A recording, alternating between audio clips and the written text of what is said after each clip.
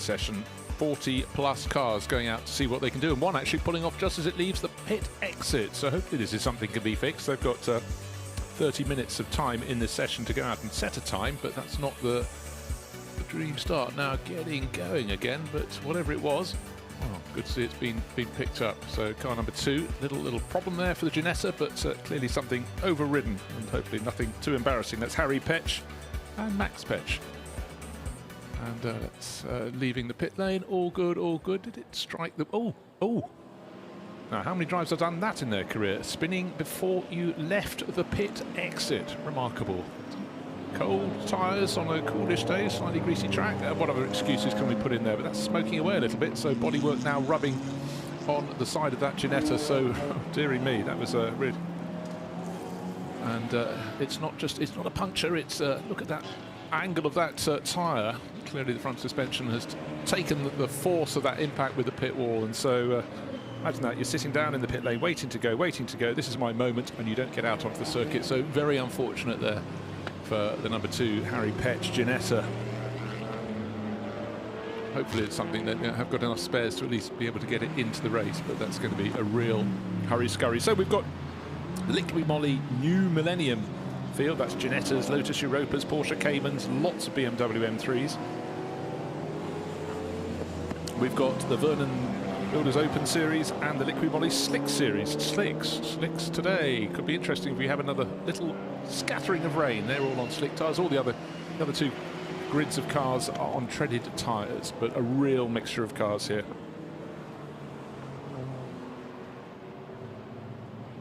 So we've got one person's already put a time on the board. Car number 16, top of the charts. That's Nathan Wells in a BMW M6. 2 minutes 28, not a representative time as yet.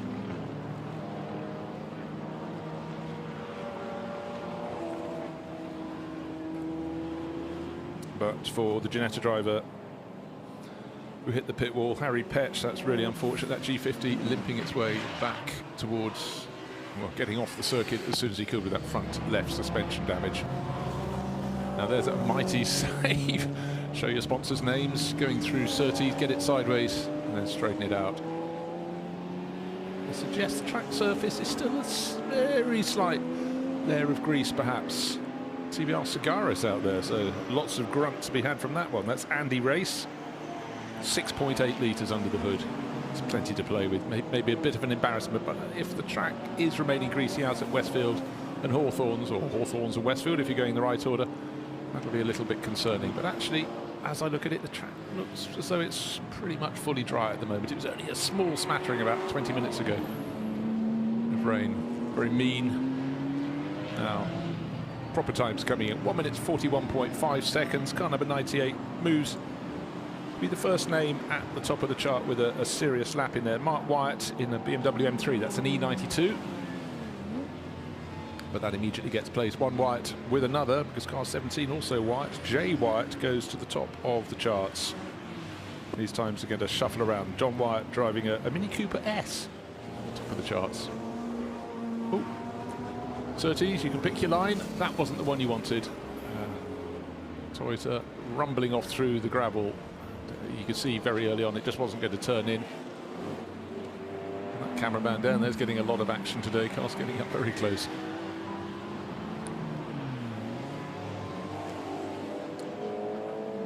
So it's still the Wyatt BMW at the top of the pack. Car number 98, yellow with the red, with the very ostentatious rear wing. A little bit interrupted there, going out of Stirling's, down the dip, should power past the other BMW, into Clearways, into Clark Curve, onto the start-finish straight. Fairly clear track up ahead. Best lap so far, 1 minute 41.511 by the Wyatt car. But as I say, it's popped back down into second place and does not respond by going back into the lead. Oh dear. Lotus sitting at the side of the circuit, car number 34, going no further. So that stopped on the approach to Westfield. When I said going no further, I meant yet, because now, fortunately, the Lotus Elise gets going all over again. I don't know what it would have been that would stop it out there, but anyhow, that has been rectified. Just being passed by another Lotuses out there on the circuit. So fastest time, 1 minute 41.457 seconds. Which is Bird at the top of the charts. In fact, the top 3 cars are covered by a tenth of a second. That's very, very good indeed, because car number 174 has just moved very much into the mix. That's Dominic Malone, another BMW. It's BMW Benefit at the top of the charts at the moment. But early days in this half-hour practice session. 18 minutes remaining. Yet more changing at the top. Car 51 has moved to the top of the charts. That's David Harvey in a Lotus 340R. That was the one I just saw going through the background of the shot up there at Westfield. As the other Lotus got going, sort of radically bodied Lotus 340R went past in the background. That is now top of the charts. That TV Cigaris has not yet really got in the mix. Car number 89. Car number 16. N. Wells. Nathan Wells sharing it with Mark Stewart. That's an E46 GTR. That's why it's got that huge rear wing on it. Very mean. Very popular cars for running in 24-hour series races, these. And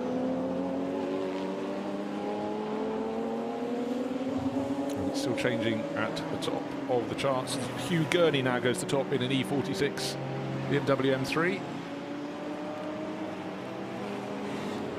Second place, it's Stephen Scott Dunwoody in another BMW. It's going to be BMWs filling the front few rows, because it's BMW from BMW at the very front. BMW in 3rd place, Harvey in the Lotus in 4th place. I think track conditions settling down now, and it's so close to the front. 33 thousandths of a second between Gurney and Malone, between 91 and 174, both BMW M3s.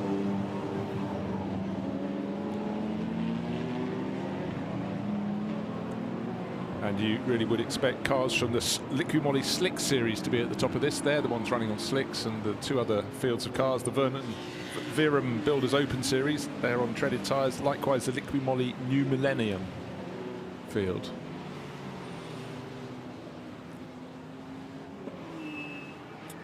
Sweet looking Lotus Elise out on the circuit. Great to have those there. Car 33, Stuart Kilroy. In fact, 33, no, that's down as a Peugeot, so I don't know, maybe I've got my numbers wrong, maybe it's 133.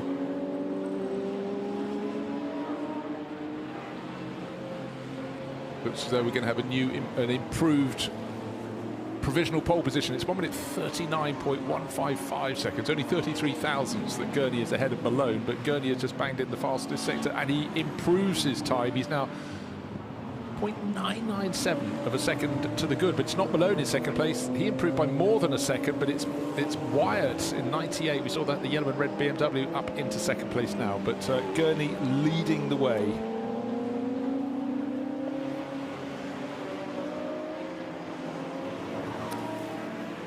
So really it's a case of what shape BMW would you like at the front of the pack, or would you like a lurid Mark 1 Escort with a huge rear wing? Well, clearly as it's being overtaken, it hasn't got the ultimate pace, but great to see that level of variety out on the circuit.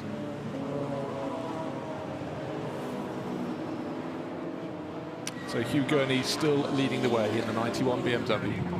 One of those E46 M3s, very, very popular cars.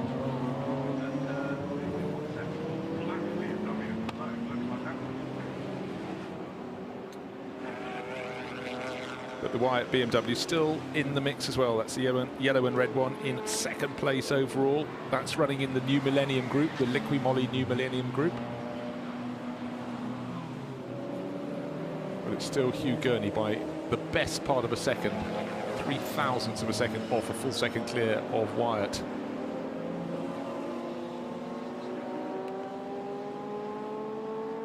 So let's have a look. How would you like to go through Paddock Hill Bend like that? No, maybe not. So, and gather yourself back up in your VW. But suddenly people get fright at the gravel. They see it large in front of them. That was Andre Severs in the VW Polo, car number 68. Got to share that with Jake Severs, who'd probably like a go as well. So it was a good save there, but certainly a little bit of caution at Paddock Hill Bend. But it's such a difficult corner. So hard to see into it as you approach it. Good to see an Aston Martin out there. That's Michael Coker in the pit lane, car 73. That's a GT4 version of the Aston Martin Vantage. Looks nice and neat and tidy. And at the moment, that's It's not at the very sharp end of the field, but you wouldn't necessarily expect that.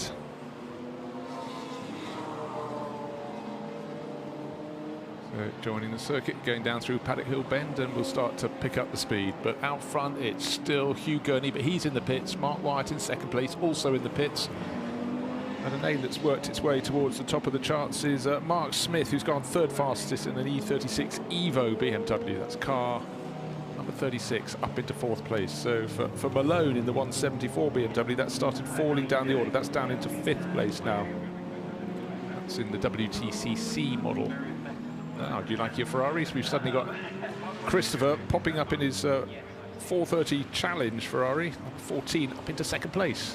Very, very good lap. So he's just 0.156 of a second down on Hugh Gurney's BMW. But that Ferrari, if he can find a space in traffic, not easy around the Grand Prix circuit at Brands Hatch, he might be able to start mounting a challenge. He's just 15 hundredths of a second in the rear at the moment. Four-car gaggle up ahead of him that won't help. As long as two of those can get past the other two, it might make a bit of space. But up into Westfield, starting to be compromised, and that's unfortunately going to probably take him to the end of the lap. He's just got to pick off as many as he can, and then get a decent run out of Sterling's, and then he should pass the others on the start-finish straight. But a little bit of frustration there for Andrew Christopher.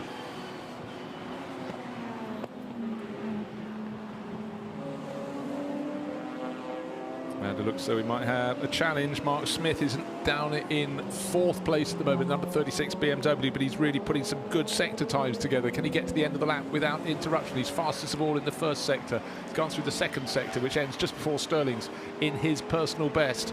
I think we might see the 36 BMW go to the very, very top of the chart. There's certainly a whole lot closer. He's 1.5 seconds down on it so far, but he's going to cross the start-finish line any moment soon. In fact, I tell you what, he's not. He's come into the pits.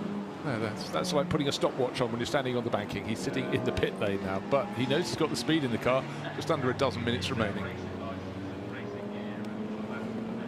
So it's still Hugh Gurney, 1 minute 37.553 seconds. Second fastest, Andrew Christopher in that black Ferrari, 1 minute 37.709. So very, very close indeed. But it's got to find a space on the track to make any improvements.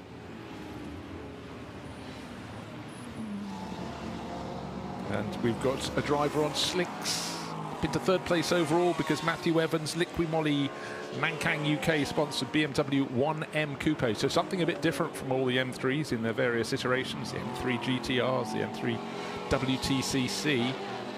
There it is, looking great, looking very, very smart indeed. And Matthew Evans going very, very well in that. Third fastest, and he's going faster still on this lap. Very, very good through the first sector of the track. Down into Dingledell, no problem, up to Sheen Curve. Ooh, taking a really slightly wide line on the entrance, but got a very, very good exit now. He's got the Aston Martin GT4 in front of him. Should be able to blast past, or will it keep out of his way? Because he's closing in through Sterling's. Oh yes, he's got far more speed. Much more aerodynamic car with that huge rear wing. Which side is the Aston Martin going to let him go? Has he seen him? That's always a question in the mind. And fastest of all in the middle sector, doesn't want to waste this lap. The Aston Martin has stayed out of the way. That was very good indeed. So well worked by both of those drivers. And it looks like we're going to have a new name at the top of the charts. Just waiting for completion of that lap. 10 minutes to go and to the top of the charts by 0.3 of a second. So suddenly 62 from the Liqui Moly Slick Series goes to the top. Matthew Evans in that 1M Coupe BMW. So as the drivers become more and more confident and more heats applied into that rubber, it's really starting to work. But Matthew Evans had to work the traffic as well.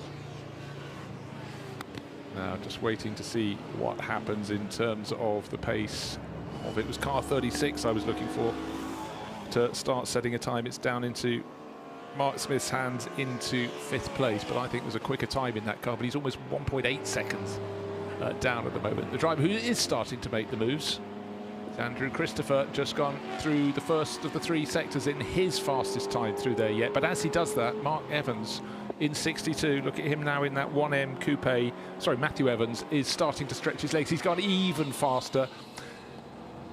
Andrew Christopher coming up to say hi, and losing a little bit of rear body work. The gravel just too deep for him. Don't forget, he had just set his fastest first sector, literally 50 metres before he entered that corner, and unfortunately the black Ferrari off through the gravel at Surtees and beyond. and now limping back without some of that rear bodywork. You can see the lower part of the car. Bodywork is missing, and indicating to the others, go past, and they do on the outside, but he's just got to complete the lap.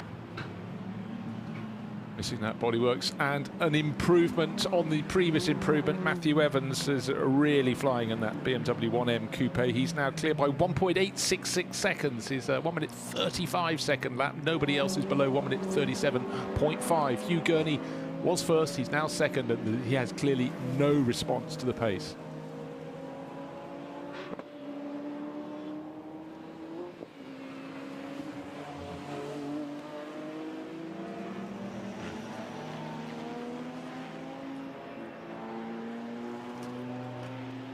So Andrew Christopher keeps on rumbling back to the pits. The car a bit lighter than before, but unfortunately his challenge to at least try and depose Hugh Gurney, that was possible, but that 62 BMW, the 1M Coupe, has legs, and they're really being used very, very well indeed by Matthew Evans. Nearly 2 seconds clear at the top of the tables. Other drivers starting to find a bit of speed, but not enough. Is Stephen Scott Dunwoody, A1 Rally Sport BMW M3. Goes up to 5th place, but he's 3 seconds down on Matthew Evans, who really has set the pace. But of course, on slicks, as the track improves, the sky is lightening, it's getting brighter at Brands Hatch. So I think track conditions absolutely fine.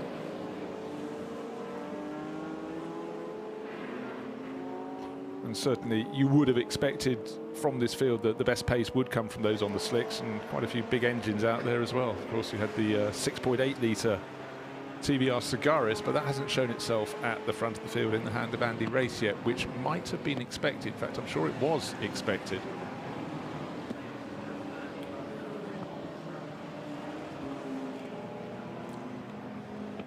So are we going to get any late moves? Certainly Stephen Scott Dunwoody is picking up the pace towards the end, but I think for Matthew Evans, well, even his slower laps like last time around are still as quick as anybody else has managed. And the clock counting down, just 6.5 minutes remaining in this session. There's a Bashir, Lucas Bashir, in that little Lotus Exige.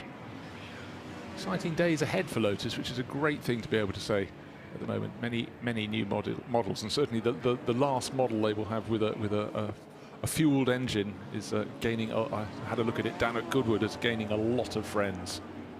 It certainly looks. It's great to have sort of the mojo back at Lotus.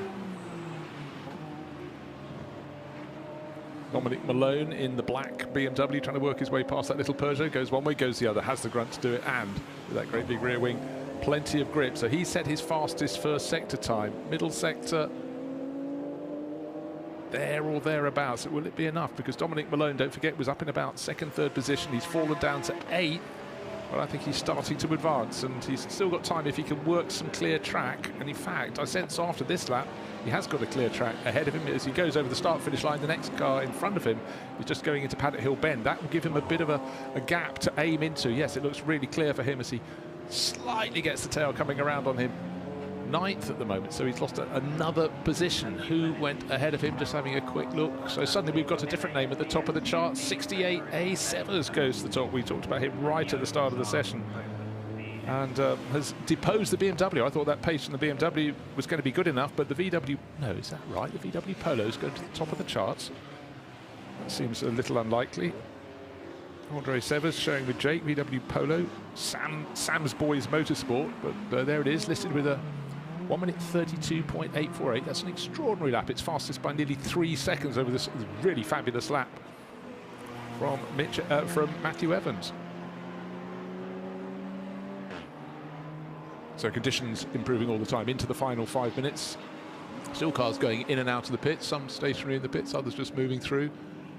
The one car that is still stationary in pits, sadly, is of course the Ginetta that exited just past the point Little Lotus is going at now and clonked the pit wall as it's coming out of the pit wall, broke the front left suspension, and has lost the entirety of the session.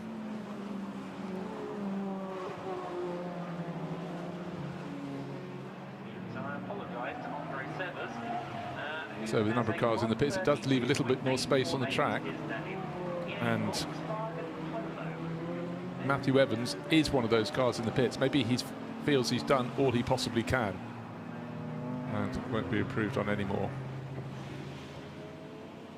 Again, like every single field of cars here today, great diversity of machinery, and often having, you know, some of these races have 3 different championships or classes or racing together. Makes for fabulous grids, makes for huge diversity. It also makes for very interesting racing as they try to get past each other as well. Different classes of cars, different way they deliver their power and performance.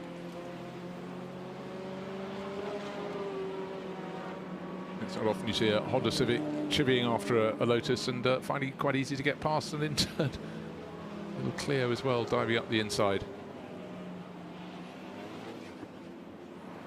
For people who've never seen the Brands Hatch Grand Prix circuit, it's just such a delight. That drop out of Westfield, up the rise, through Dingledale, up the hill, through the corner at the top of your screens, Sheen curve, and then into Stirling's. Such a fabulous corner. Good speed out of here, don't go too wide over the curbs. And then you can carry the speed all the way under the bridge, into Clearways, into Clark Curve, along the start-finish straight, and take as much speed as you dare into Paddock Hill Bend. It's a long, straight section of the circuit, hardly a straight section of the circuit, but get your flow through there. And it really, really can pay dividends.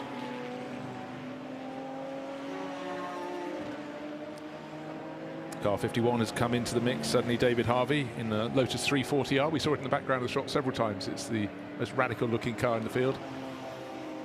Just like that one. There it is, David Harvey turning into Clearways. Just saw the blue nose of that 340R Lotus driver sitting head and shoulders out of the car. Great big rear wing. There it is. And that is no improvement, but he's 5th fastest. That's pretty much where you'd pitch that car. Certainly looks far more made for purpose than the BMW M3s up ahead of it. But of course, they started life as a road car. This has always been somewhere in between. It's fun with a capital F, absolutely. Now that's been a little bit compromised there, where he could carry the pace with the extra downforce through Graham Hill Bend. Had the confidence, had the grip, but unfortunately that BMW was right where he wanted to be.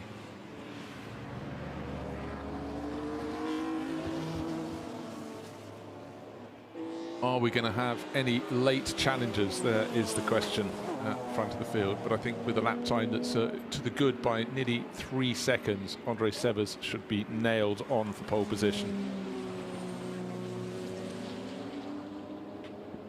And his other laps have been nowhere near that pace. But as I say that, suddenly he set the fastest middle sector of anyone. Car 68 really starting to open the taps. Andre Severs running in the Liqui Moly new Millennium grouping.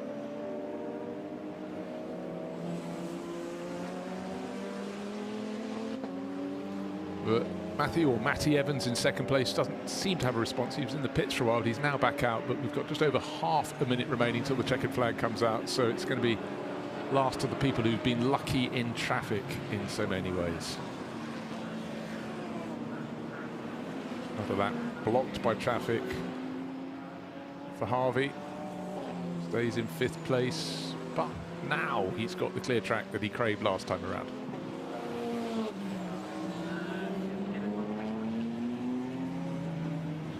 So David Harvey pressing on, and the car that's second fastest, Matty Evans in that BMW, gets it going. Strange moment, had a moment, didn't see the preamble into that. But somewhere towards the end of the lap, it was weird one at the approach to Sheen Curve, because there he is getting going again, and through Stirling's and beyond. He'll find the checkered flag at the end, so there'll be no improvement on this lap for him. But that middle sector wasn't what the doctor ordered at all. All the late improvements appear to be coming at the tail end of the field. So anything, well, the middle order downwards. So they've built up to speed, but others have been obstructed by traffic or circumstance, or maybe yellowed flags, because they would have been waved when Matty Evans' BMW was off at the side of the circuit fleetingly. And if you drop your pace when you're going through Sheen Curve and then you're not quite ready for Stirling, well, Stirling's one you won't have the pace to bring back to the end of the lap. Look out for 174. Looks as though Malone is having a very late charge. Dominic Malone, the Amspeed BMW, that's the E90 WTCC. Who else? He's improved in the first sector and in the second sector. I don't know where he is in relative to traffic. Goes into 4th place. He nips up, just gets himself in front of Andrew Christopher, who can't respond because his Ferrari was the one that went off and had rear end bodywork missing. So he couldn't respond. He drops down to 6th, Don Malone into 5th. And right at the very end, and I don't quite believe this time, you don't suddenly put the Aston Martin around in 1 minute 14 to go on pole by 18.5 seconds. So there's a bit of a timing glitch. I really would like clarity on the 68 car as well. But yeah, okay, that time has been taken away. So the Aston Martin goes back into 15th place. So a little glitch there. Interesting qualifying session. Just to reiterate, that was for the Liqui Moly New Millennium Series, the Liqui Moly Slick Series, and that was in the name, Slick tyres out on the circuit, and the Verum Builders Open Series with the Lotus Exiges, the Mini Coopers, the Porsche 944s, BMW M3s, Boxers et al. And that was just one of the 3 groups of cars. Car 68 sitting atop the time charts. Andre Severs, VW Polo. I still slightly disbelieve that time somehow. Call me old-fashioned. But I think the fastest car I saw on the track, as we look at the cars coming out of the pits and actually clipping the pit wall there. That was a really, really short run, unfortunately, for Harry Petch. Front left corner damage. You can see the wheel at a jaunty but not desirable angle. And then assorted cars getting it slightly wrong at one of the trickiest corners on the circuit. The Toyota getting it wrong at Surtees, running through the gravel. Wasn't to be the only car going through there. And one of the early pace setters was one of the many, many BMW M3s. That was a 98 car that featured very strongly throughout the session. It eventually ended up at 8th position for Wyatt. And it was a case of making your space in traffic, not just trying to pick off the other cars in your class, finding a space to string together 3 really strong lap sectors to get a time. And there was a big, big save from VW Polo. That was the Severs car. At the top of the timesheets, but that was a scary moment for them, but well gathered, and your options become a little bit limited. And it was about finding a space in the traffic. And the black Ferrari, Andrew Christopher, really got a little bit obstructed, started to pick up the pace, moved up into 2nd place, and then this car, the 62 car, Matty Evans, the BMW 1M Coupe, having to work his way past the TVR Cigaris there, made it work, and this is where it went wrong for Andrew Christopher. Look, the rear bodywork just starting to flip off, the tail end going a little bit too deep. And then the 62 BMW right at the front of the field, coming home, but the job was very well done in qualifying. This wasn't the problem that stopped it.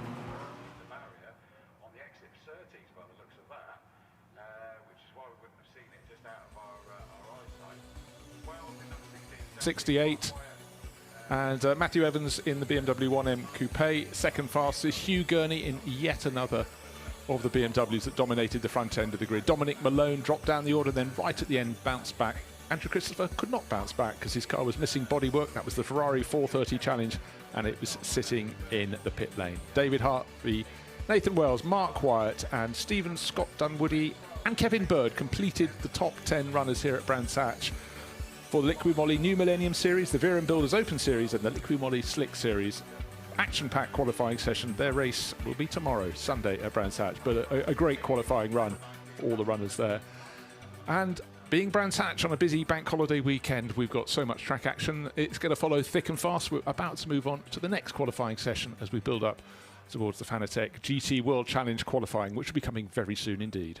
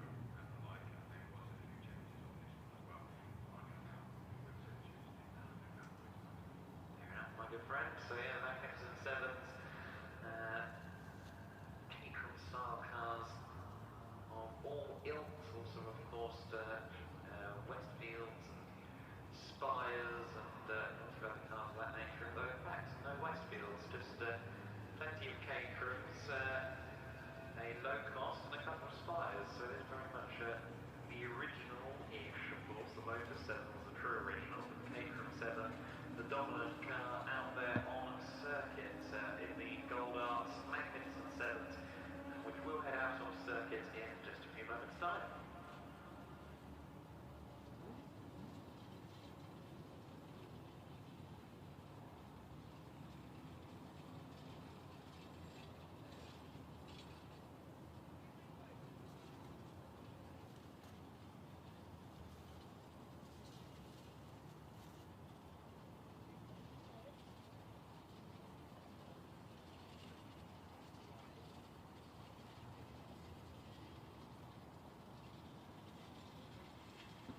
So the Gold Arts Magnificent 7s are now coming down the pit lane and towards the circuit. And you'll see that unlike most Caterham categories you'll see in the country, there is actually quite a broad array of Caterham machines.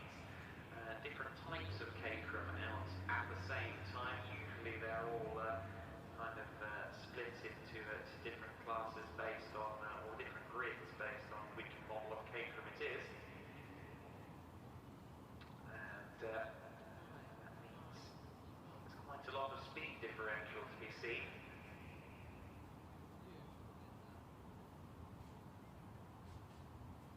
We have, of course, plenty of Caterham's 420Rs, which are kind of among the quicker ones we see these days. In fact, 420R is the car that runs in the Caterham 7th UK Championship, which is the first ever national championship for Caterham 7s, which was only inaugurated last season.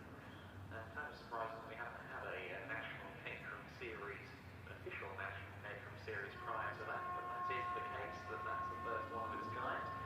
And those cars powered by 2-metre crappy Duratec motors.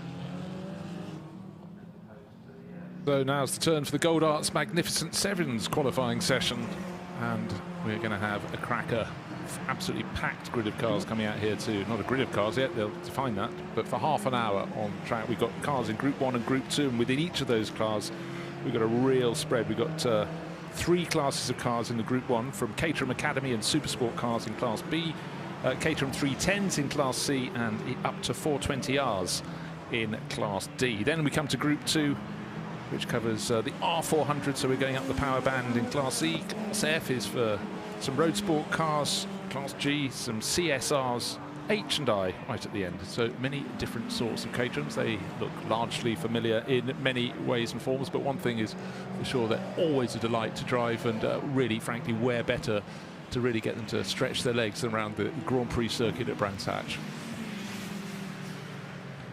And the front runners are already just about heading into to Hawthorns. West will follow, and it's 77, the car that's leading the groups around, and that is one of the runners.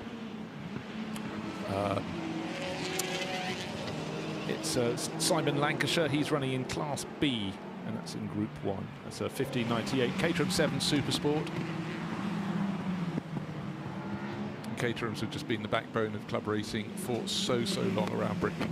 Sudden explosion in the early 90s. They really picked up the fields, and different opportunities to race them just grew exponentially. And certainly for many people, you know, some started in the Caterham Academy, and then just each year, if they were lucky, managed to pick their way up the performance band and work their way to the very sharp end of Caterham racing. And others found very happy racing at different levels, and that's the beauty here with all these different classes. In this Gold Arts Magnificent 7 field, there really is something for everyone, and we'll start to see that the sheer spread of performance, the differentials between them as this session unwinds. But 22 and a bit minutes remaining. The car leading them around is the number 92. So car 92 appears to be the car now at the very front of the field, jockeying for position. The driver there will be the person, that's Colin Watson from Boss Racing, a Caterham C400. Should be able to enjoy this lap, but as he's in the front, he's about to be passed going through Surtees, but the driver, no, he just holds on. Number 10 then almost gets elbowed out the way, because as he was moving across, noticed that he was being challenged by the car with the orange nose coming up in second place in that grouping, which is probably car number 18. Just waiting to get a clear visual on that one.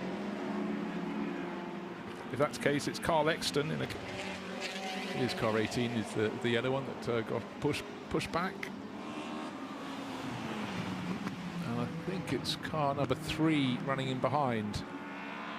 Anyhow, we'll start to see some times coming on the board as they get back round. Car number 3 is Jeremy Adams in a 420R, which would explain its very, very handy pace. Very handy pace. Car number 80 takes the swing around the outside. Tim Davis, that's the other car from Boss Racing, so their car's very well placed. And in fact, maybe they're wide enough. You tow me, and then I in turn will tow you. So 80 and 92 together at the front, and Carl Exton hanging on behind. Fastest times going on the board. 1 minute 34.5 seconds from Tim Davis and his teammate from Boss Racing, Colin Watson, going around second fastest, covered by just a third of a second. And as I say that, Colin Exton actually, no, sorry, he goes down to third place. Carl Exton there. Sorry, it's Colin Watson, sorry, and Carl Exton. And Colin Watson's in second and Carl Exton in third. And Jeremy Adams fourth at the moment, and driver of car number 10, Tim Bishop, is fifth fastest. The fast times are really going to start coming on this lap, though, particularly for the drivers up the front. And it's the number 80 in the lead of that pack, his teammate Colin Watson in 92, but it's Tim Davis leading the way in times, and so far around this second flying lap, Tim Davis starting to stretch his legs, but I think in the middle sector of the 3 around the lap, Colin Watson has closed back in a little bit more.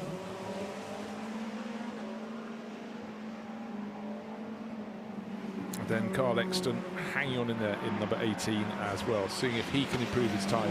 Yeah, that middle sector was very, very good for Colin Watson. Third sector not so good, so he closed in on the run from before Surtees, just before Sterling, and then lost out again by the end of the lap, and just waiting for the new lap times. Last time 1 minute 34.5.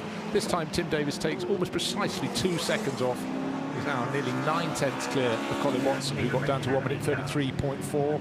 Carl Exton, no improvement, stays third on 1 minute 34.9, but could be some challenges coming from behind. Car number 14, Simmons, at the moment in fourth place.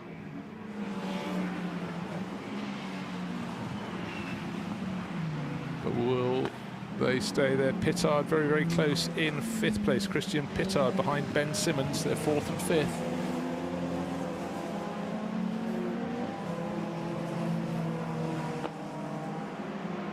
And on the third flying lap, it's now car number 18 set the fastest first sector of anyone. That's Carl Exton. So target time for Christian Pittard. He does 1 minute, just waiting for him to put it on the board. Oh, there we are, 35.892. That moves him up the order into fourth place. Sorry, Pittard in fifth. That becomes sixth. The order's changing very, very quickly indeed. Sixth place at the moment.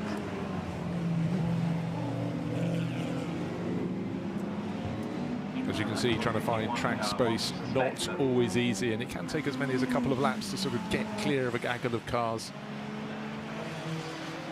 The front runners have been doing that very well. Carl Exton, fastest middle sector of anybody about to complete the lap. Sorry, fastest first sector, middle sector, there or thereabouts, but no, it looks so traffic has cost Carl Exton that, yeah, 1 minute 35.8. His previous lap was a 1 minute 34.9. Lost it all in that middle sector, but it's about knitting 3 good sectors together.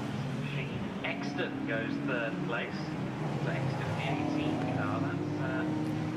So the first 2 cars from Boss Racing are bossing the racing. It's the 3 cars from Boss Racing, but it's Tim Davis from Colin Watson. Just see where their teammate is going, because Hugh Coulter, also run by Boss Racing.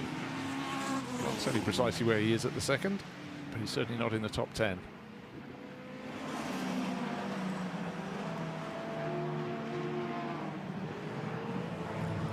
Any other changes? Car 85 sitting very low at the front by looks things. Like a low rider version. That's David Watson, Atomic Racing, in the Spire RB7. There are 2 of those out here today. There's another one, John Cutmore. He's in car number 98. Ben Simmons has now improved to third place overall in car 14. We saw him a short while ago.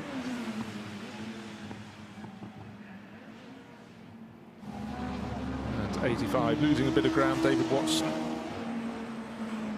That was the car I'd just been looking at, down to 4th place as Ben Simmons deposed him, but in that Spire RB7, going very well indeed. But first sector, not his best for David Watson. In fact, the fastest driver through that first sector of late has been Christian Pittard. He's 5th at the moment, but a very good first sector. We'll just wait to see what car 51 can do for Christian Pittard. David Watson's got that little bit of traffic in front of the RB7, so low in comparison.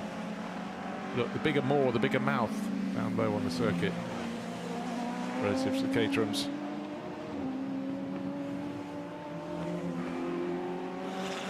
And the Spires have got bike engines, so very different engine note coming out of those. Well, certainly out of John Cutmore's. Where are the changes coming from? Well, could be Ben Simmons. He went from 4th, well, he went into 4th, went into 3rd. He's now just banged in the fastest middle sector of anybody. So look out for car number 14. It's very much been on the march. Full Circle Enterprises, Caterham CSR in Class G of Group 2. White, there you see Full Circle Motorsport written on the back, and Full Circle Enterprises. Well, that's been driven with aplomb down into the dip at Paddock Hill Bend. And Ben Simmons did improve, but he stays in 3rd place. Smoking slightly as he exits the corner. This lap is going to be compromised. He's got to take a few opportunities and grab them with both hands, but I'm not going to take too many risks. He can just afford to let this lap drop a little bit. Try and work the space for a really attacking run. 15 minutes remain in this session. So what's happened of late, Christian Pittard is now 3rd, Ben Simmons is 4th. That means Colin Watson, who for quite a while was sitting in 2nd place behind his Boss Racing teammate Tim Davis, is back into 4th place. And now David Watson in 5th place. Car number 85 is starting to pick up the pace a bit more. That's the Spire RB7. We saw sort of silver with orangey, sort of reddy orange flashes up the side.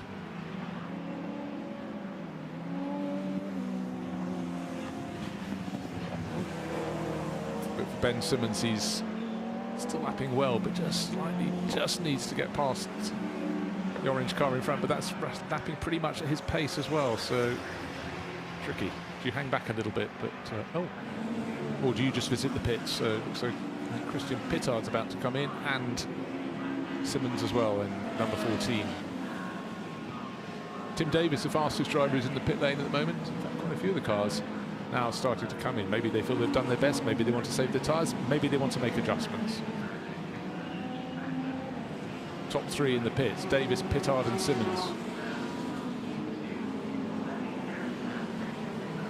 Just double checking there haven't been any little spots of rain out at the back, but none can be seen as yet.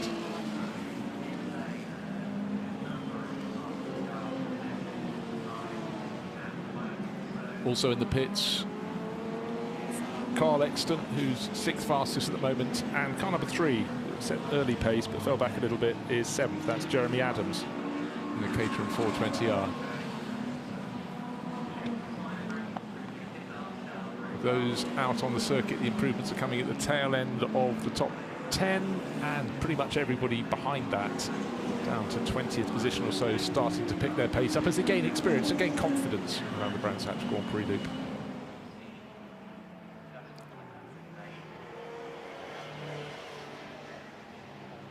Another car from Boss Racing. The more I look up the entry list, there are 5 of them in all. 6. Richard Carter, William Redman, and also Lewis Harmon, all running with Boss Racing in Group 2. Group 1 and Group 2, many different classes within all of these Caterham classes series. Now, while the majority of the front runners came into the pit, some were just exited. Christian Pittard and Ben Simmons back on the circuit. A driver who didn't come in, Colin Watson, now starting to wind up the pace in the 92 Boss Racing Caterham C400. He's put in his fastest first sector of anyone. In fact, a very, very impressive first sector time.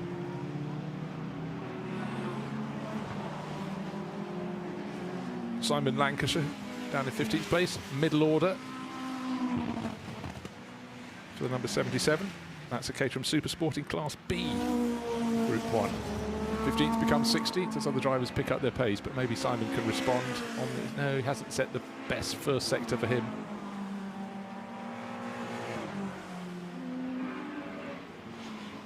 But a driver who is really getting comfortable with conditions, driver of car 85, David Watson, the Spire, one of the two Spire RB7s, fastest of anyone through the first sector. He's halfway around the lap. There he is, 85. Oh, well, this isn't going to help. Having to go around the outside through the dust at Sheen Curve. Do you scrap the lap, or has it been so good you want to build on it? So David Watson, car 85, in 5th place. That middle sector's cost him several seconds. He's got to regroup and then press on all over again. The blue flashing lights on the bridge telling other drivers to keep out of the way. Fast car coming through, and definitely is a fast car. We'll slightly tell. Happy Spire RB7 going from Clearways into Clark Curve, nicely controlled, but certainly would give you a fair bit of focus there.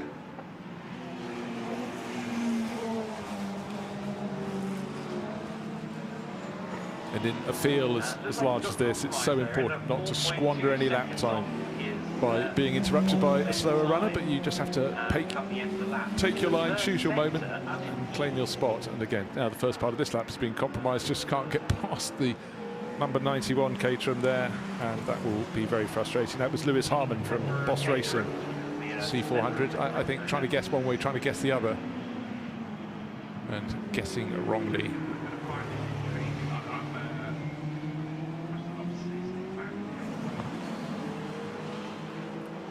The number 40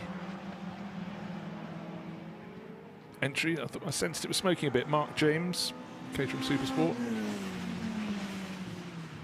from Hybrid Tune, but I think actually it might have just been some dust on the circuit that was being kicked up. Yeah, certainly as he accelerates out of Surtees. Very nice line from him. That could start to yield some dividends.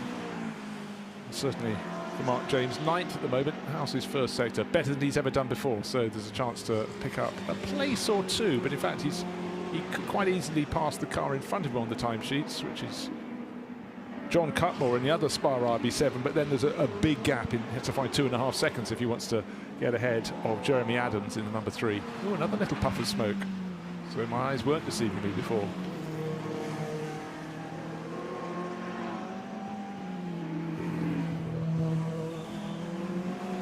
So into the final 10 minutes, and it's still Tim Davis at the top. 1 minute 32.5 seconds, and he's nearly half a second clear of Christian Pittard. Ben Simmons in 3rd. Ben Simmons actually improved last time around, so he's close to within 1/3 of a second of Pittard, but he's still in 3rd place. Colin Watson in 4th. And David Watson in the 85 in 5th. Now, how much of an improvement? 2 places gained there for number 40. For James, so it goes up into 7th place overall. Mark James with a Hybrid Tune car. He found a few fractions. In fact, he found more than I thought. I thought he was going to gain 1 place. He gained 2, so he got ahead of Jeremy Adams. So there was an exceptionally good lap from Mark James there.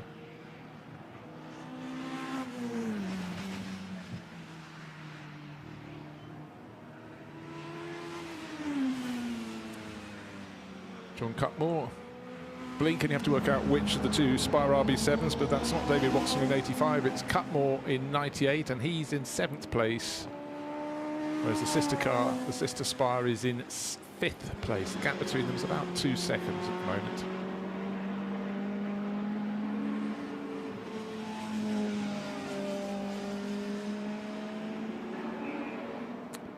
Target time remains 1 minute 32.522 seconds. Tim Davies, who set that for Boss Racing, has been sitting in the pits for a while. Clearly very, very confident, or maybe he just strung together the perfect lap and feels it can't be exceeded. His margin 0.471 of a second over Christian Pittard. Pittard on the track has the capability to improve, but for Davies, no capability of improving if you're sitting in your car in the pits.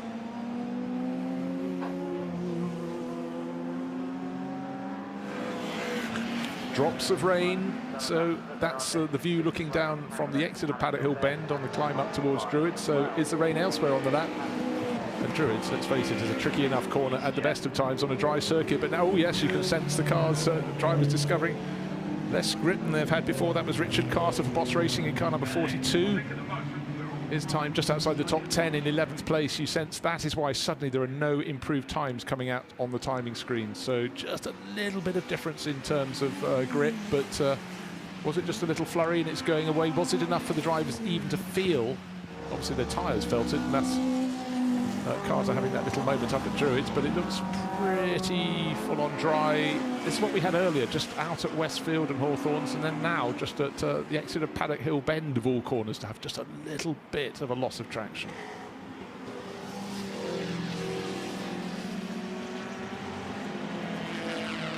Cautious lines through Hawthorns and Westfield.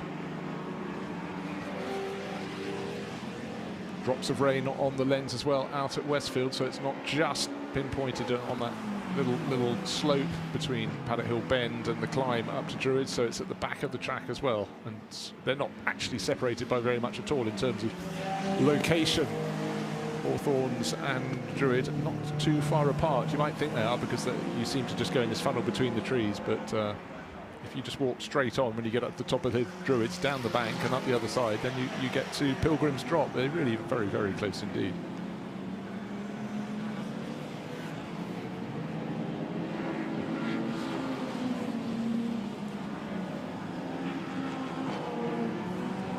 So only a handful of drivers going faster. And trying to get things right into Druids. That does seem to be the wettest part of the circuit, and the driver of car number 7 just proved the point. It's a little less traction. That's Martin Dolan, who's showing this weekend a Caterham Academy car with Gary Boone. No damage done, but well, the good thing is it didn't get as far as the gravel, but oh, others getting it wrong, and the grass is slippery when wet. That's what it says on the warning notice. And the driver of car number 13 just is trying to get back onto Terra Firma, Terra Grippy. That's Greg Catton of the Caterham R500s. Even an R400, but he gets it back. But you could, well, that was absolute proof that the grass, a little more rain had fallen than we thought, just to make the grass so greasy that Greg really struggled to get the car back onto the circuit. He's done that now. I do sense that improvements are few and far between.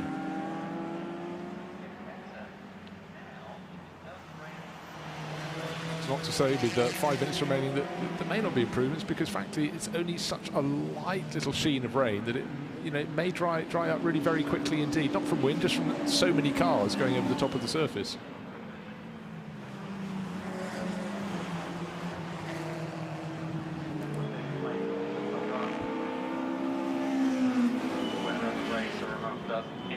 Last driver to improve was Simon Lancashire, but he's only in 19th place, but I haven't seen him. I'm waiting for him to complete his lap. I'm wondering if he's had a moment out on the circuit, so I've got to look for car 77. Has it stopped on my moving map? Not that I can see. So still the target time with the top 4 runners in the pits. They've decided this flurry is enough to stop them from improving, and it's still Tim Davis, car number 80 from Christian Pittard, car number 51, car 14 Ben Simmons in 4th, and 92 also from Boss Racing, Colin Watson. They're the top 4, with David Watson in one of the 2 Spire RB7's 5th, and he's just over 2/3 of a second down on the other Watson, on Colin Watson.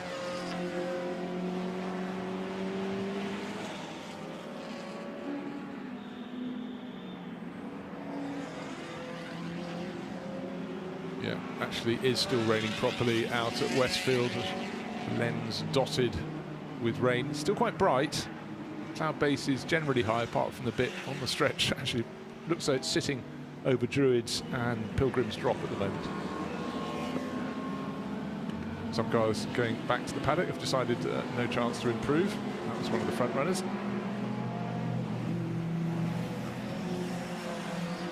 Other drivers pressing on in this Gold Arts Magnificent 7 Series. Drivers indicating which way others should go. There's a Ligier Liqui livery on that Caterham.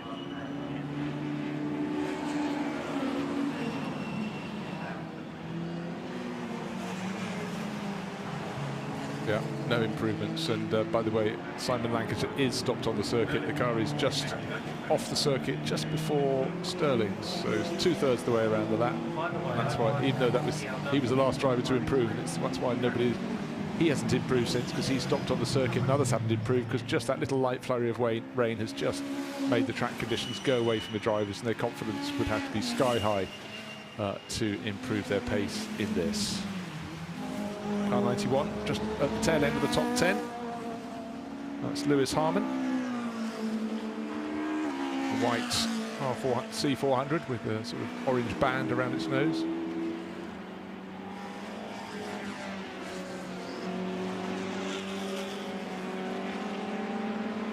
Drivers.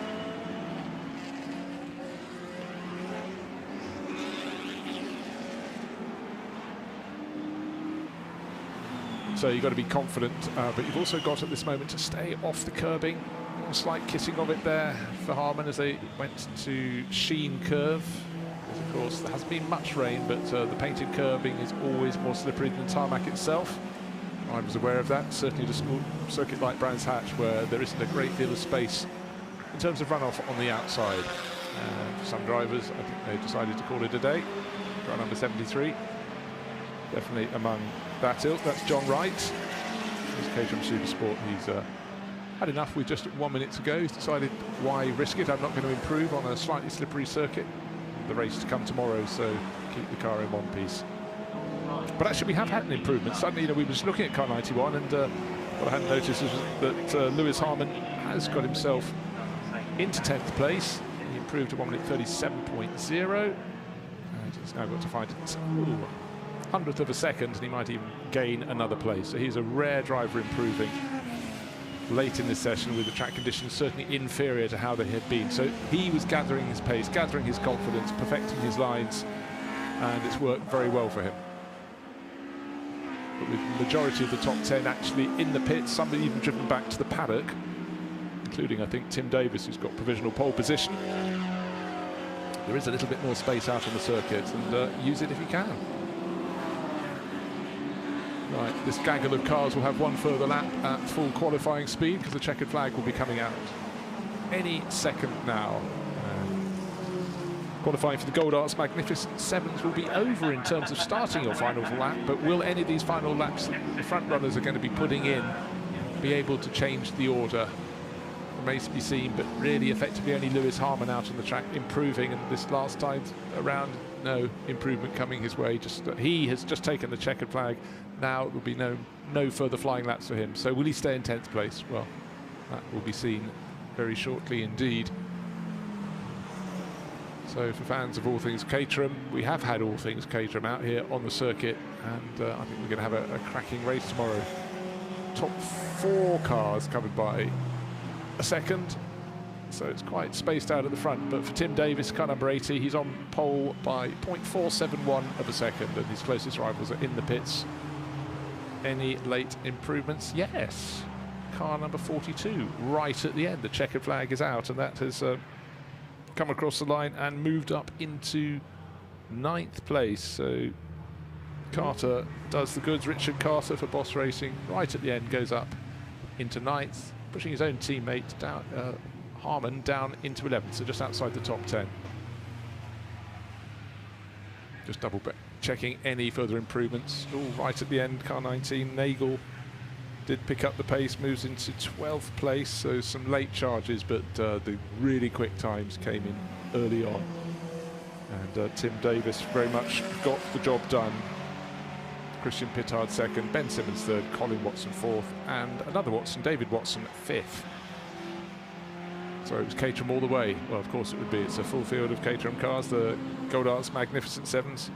Plus, of course, when I say that, there's a Stuart Taylor low-cost 7 and 2 Spire RB7s, but it's every type and shape and form you could imagine of Caterham's, and did a good job, because it did become a little bit tricky when the track conditions just became a little bit slippery. A flurry of rain that seemed to start up at the approach to Druids, and then shifted through all the way to Westfield, the far end, and then it seemed to dry up, and thus we did have some times right at the close.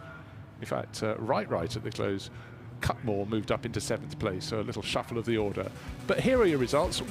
Tim Davis, 1 minute 32.5 seconds, nearly half a second to the good over Christian Pittard.